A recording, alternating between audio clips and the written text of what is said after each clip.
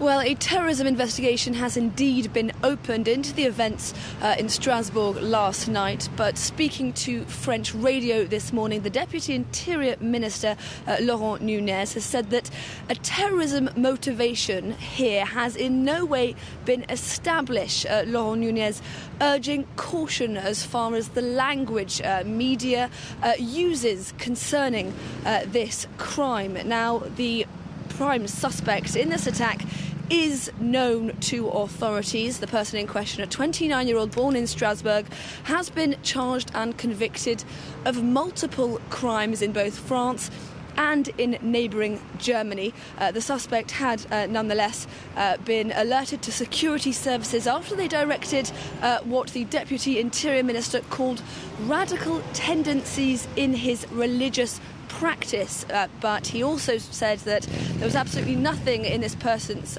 behaviour to suggest that he would be inclined to carry out an attack of this nature.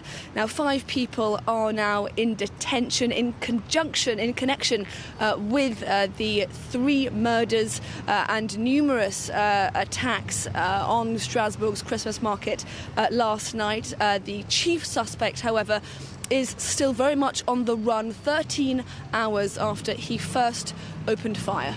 Indeed, that chief suspect, they're saying it might not have been a terrorist attack in that broader sense of having international influence. But what more can you tell us about this gunman who authorities are saying was on that fiche S, that watch list here in France? He was on that terrorism watch list, the so-called S dossier. That means that he had been flagged up for extremist tendencies. Now, the question on everyone's lips today is, why was someone who was on this so-called fiche S list, why was he able to acquire in the first place an automatic weapon? And then why was someone like this able to access such a densely populated part of such a well-populated city? Now, it's important to remember here that there are some 20,000 people in France on that so-called fiche S list, and it is quite simply impossible to keep track of all of them.